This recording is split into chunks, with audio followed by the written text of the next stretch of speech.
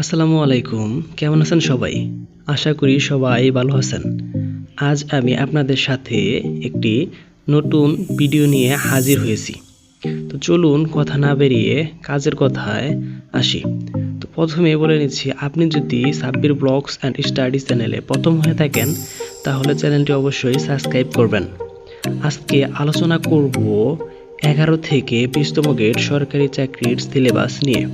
তো চলুন যাওয়া যাক। ইংরেজি preposition, verbs and idioms, correction, right form of verbs, parts of speech, tense, translation, voice translation of sentence, literature। ইংরেজি literature ছাড়া 95% কমন পাবেন।